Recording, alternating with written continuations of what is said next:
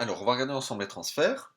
Alors, les transferts d'argent, de la caisse vers la banque, de la banque vers la caisse, ou d'un compte en banque vers un autre compte en banque. On va voir un petit peu en quoi ça consiste. Alors, pour rappel, à partir du moment où il y a un mouvement en caisse, il nous faut une pièce de caisse pour justifier ce mouvement en caisse. Quand il y a un mouvement en banque, il nous faut un extrait de compte. Et c'est donc la pièce de caisse ou un extrait de compte qu'on va enregistrer dans la comptabilité. Pour commencer, les retraits. Donc on va retirer de l'argent de la banque. Ici c'est BNP. On va retirer de la banque de la Poste. Et on va aussi retirer de l'argent de la caisse. Ici on voit qu'il y a 300 euros de retrait, 500 euros de retrait, et qu'il y a une dépense de 200 euros qui est un retrait de caisse, qui sera par la suite pour la banque. Mais on va déjà enregistrer tout ça. Alors, euh, ici on voit que c'est self-banking, donc ça c'est un retrait à un distributeur, pareil pour ici.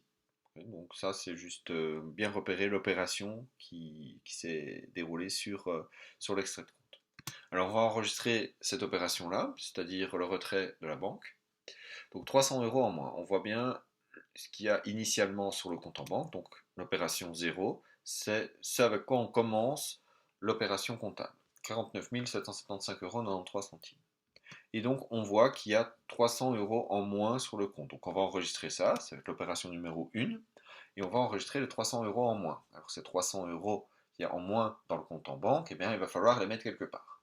Alors, on ne sait pas encore où on va le mettre, c'est-à-dire on ne sait pas si on veut le mettre sur un compte en banque, si on veut le mettre en caisse ou quoi. Donc en attendant, on va utiliser un compte de transition. Et ce compte de transition, c'est le 58 virement interne. C'est un compte actif, donc il fonctionne de la même manière que tous les comptes actifs, c'est-à-dire quand il augmente, on débite le compte, quand il diminue, on crédite le compte. Alors, le compte virement interne, c'est un peu ce que j'appelle moi le compte poche, c'est-à-dire quand on retire de l'argent de la banque, par exemple un distributeur, on a de l'argent en liquide et on va le mettre quelque part. Souvent on le met dans sa poche, en attendant de le mettre ailleurs. Donc ici, voilà, c'est un peu le compte poche, c'est-à-dire on va le charger le compte, c'est comme si on chargeait sa poche, de 300 euros. On va pouvoir enregistrer cette opération, donc on enregistre la date de l'extrait de compte avec le numéro de l'opération numéro 1. Ensuite, on va noter le compte qui est débité, c'est-à-dire virement interne, le compte crédité, le compte banque, extrait de compte BNP numéro 11. C'est la référence à la preuve comme quoi il y a eu un mouvement sur le compte en banque. Donc vous voyez ici, on a chargé notre poche, on a chargé le compte 58 de l'argent qui vient de la banque. Voilà, on va regarder le deuxième cas qui est à la Banque de la Poste, donc aussi un retrait à la Banque de la Poste. Donc ça, c'est ce avec quoi on a commencé l'exercice comptable, 5000 euros. Okay. Et on voit qu'on retire 500 euros, opération numéro 2, du compte de la Poste. Donc 500 euros du côté crédit de la Banque de la Poste. Cet argent, où est-ce qu'on va le mettre? On ne sait pas encore si c'est pour la banque, si c'est pour la caisse. Donc on va utiliser notre compte de transition, notre compte poche, 58 virement interne, dans lequel il y a déjà 300 euros de l'opération précédente. Et on va encore avoir la poche un peu plus grosse, avec 500 euros en plus. Donc ici, maintenant, on a bien 800 euros dans notre poche. Donc 500 euros en moins sur le compte de la Poste, et on a 500 euros en plus dans notre poche. On va enregistrer cette opération à la même date, parce que l'extrait de compte, c'est à la même date que le précédent. Donc c'est l'opération numéro 2, on marque d'abord le compte débité, c'est-à-dire 58 virements internes, 500 euros, et ensuite le compte crédité, le compte de la Poste, 500 euros, avec le justificatif, extrait de compte BPO numéro 5001. Donc là on a vu comment on enregistrait les retraits à partir d'un distributeur d'un compte. Donc maintenant on va voir le retrait à partir de la caisse, donc on va retirer 200 euros de la caisse, retrait à la caisse, de la caisse. Alors on va enregistrer cette opération. Alors on commence l'opération comptable avec 1000 euros en caisse et on va voir ici, donc troisième opération, qu'on retire 200 euros de la caisse. Donc il ne nous reste plus que 800 euros dans notre caisse. On retire 200 euros et ces 200 euros, on ne sait pas encore le mettre en banque parce que, pour rappel, la preuve d'avoir mis de l'argent sur un compte en banque, il nous faut un extrait de compte. Là, on n'a pas encore l'extrait de compte. On a juste une pièce de caisse. Donc il n'y a rien qui justifie qu'on a déjà mis l'argent sur le compte en banque.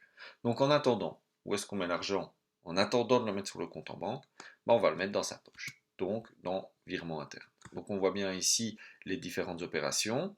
Ça, c'était les 300 euros du retrait de chez BNP.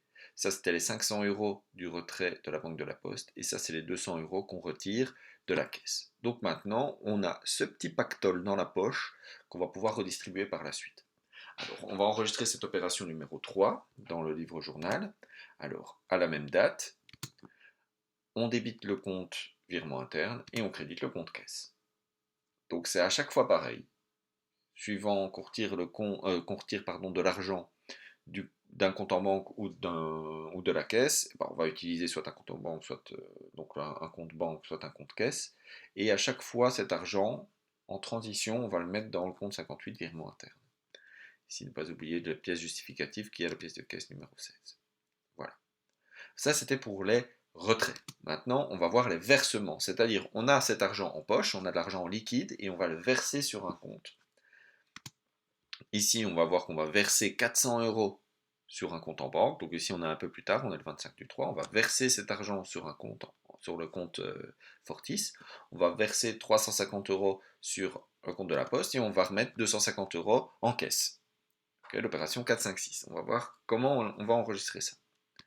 Alors, voyons cette opération-ci. Donc, on va rajouter 400 euros sur le compte en banque. Donc, c'est-à-dire ça, c'est l'historique des différentes opérations. Ça, c'était ce qu'on avait au départ. Et puis, on a retiré 300 euros sur le compte en banque Fortis. Ici, on va enregistrer l'opération numéro 4. Donc, on va avoir de l'argent en plus. Et cet argent, il vient d'où? Eh bien, il vient du compte virement interne. C'est-à-dire que ça, c'est notre compte poche, virement interne. Dans notre poche, on avait ce petit pactole-là. Et on retire 400 euros pour le mettre sur le compte en banque. C'est l'opération numéro 4. Pour l'enregistrer, voilà, on prend bien la date de l'extrait, le compte qu'on débite, le compte qu'on crédite. Donc on débite le compte 400, on débite le compte 550 banque de 400 euros et on crédite le compte virement interne de 400 euros. C'est-à-dire qu'on retire de l'argent du virement interne pour le mettre sur le compte en banque. Et c'est l'extrait de compte BNP numéro 12001. Donc ça, c'est pour le versement, c'est-à-dire on a pris de l'argent de notre poche pour le mettre en banque. Alors maintenant, on va regarder pour la Banque de la Poste. Vous allez voir que c'est exactement le même principe. Alors, l'historique de notre compte Banque de la Poste, on avait 5000 euros à la base, on avait retiré 500 euros.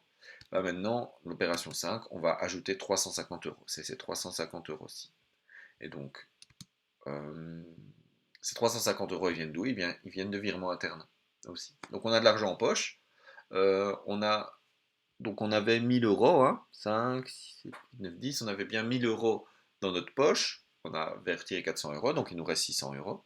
600 euros dans la poche, et ben on va retirer 350 euros de ces 600 euros qui nous restent pour les mettre sur le compte de la Poste. Donc on a bien l'équilibre débit-crédit.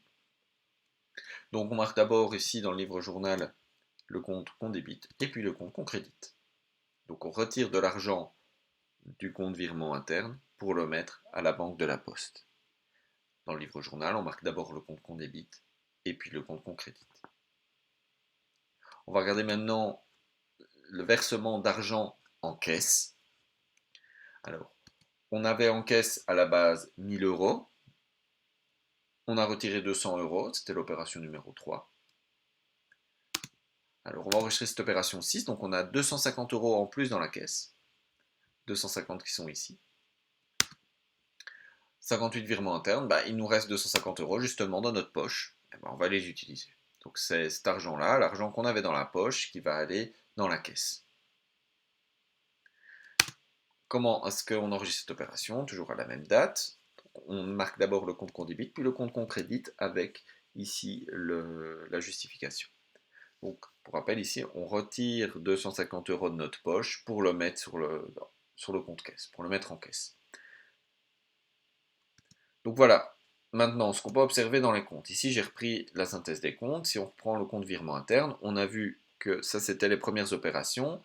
C'était les retraits. Donc, on avait retiré de la BNP, on avait retiré de la Banque de la Poste, on avait retiré de la caisse. Donc, on avait 1000 euros dans la poche. Et on a dépensé ces 1000 euros en mettant 400 euros à Fortis, 350 euros à la Poste et 250 euros dans la caisse. C'est-à-dire que maintenant, il n'y a plus rien dans notre poche. Le compte virement interne, il est vide.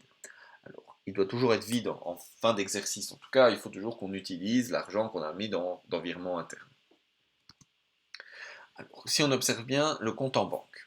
Alors ici, on voit l'historique du compte en banque, l'opération 0, l'opération avec laquelle, le montant avec lequel on a commencé l'exercice comptable, l'argent 300 € du retrait et les 400 € du versement. Ça veut dire que ici, si on additionne tout ce qui est au débit, on avait 50 175,93. Si on additionne tout ce qu'on avait au crédit, on avait 300 €. Si on fait la différence entre les deux, eh ben on a ce qui nous reste sur notre compte en banque. C'est-à-dire si on fait tout ça moins ça, tout ce qu'on a plus ce qu'on a ajouté moins ce qu'on a retiré, on a 49 875,93. C'est le solde de notre compte, c'est le solde débiteur. Et on voit bien que ce solde débiteur correspond à ce qui nous reste sur notre compte en banque. C'est ce qu'on voit ici dans le nouveau solde de l'extrait de compte de chez Fortis. Alors c'est pareil si je prends le compte de la Banque de la Poste. Donc ici, si je reprends l'historique, on a ce qu'on avait de base, plus le versement, et ici c'était ce qu'on avait retiré. Donc on fait la différence entre les deux, et on a bien ce qui nous reste sur le compte de la Banque de la Poste.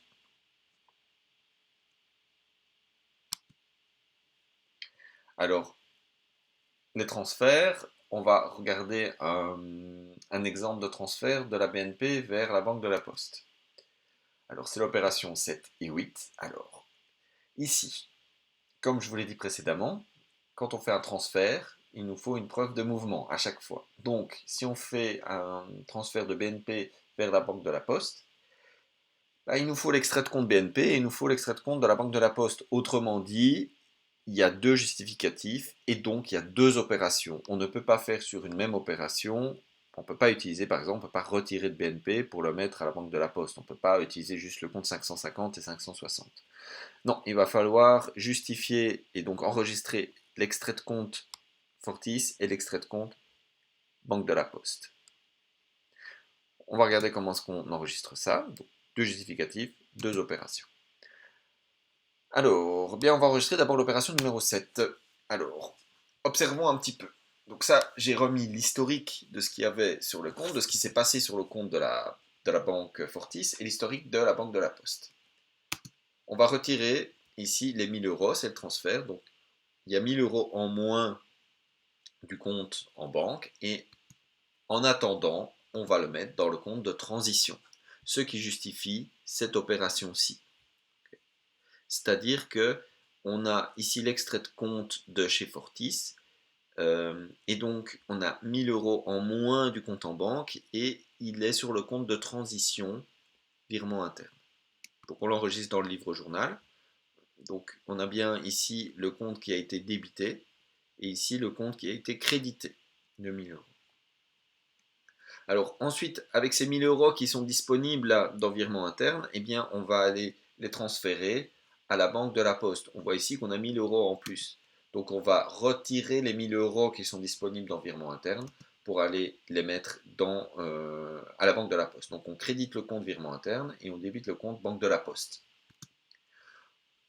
C'est bien noté ici, c'est-à-dire le compte qui est débité est la Banque de la Poste et le compte crédité est le compte virement interne. Donc ici, on a bien l'égalité débit-crédit. Alors on voit bien le transfert, c'est-à-dire des 1000 € de la banque vers virement interne et puis de virement interne vers la Banque de la Poste.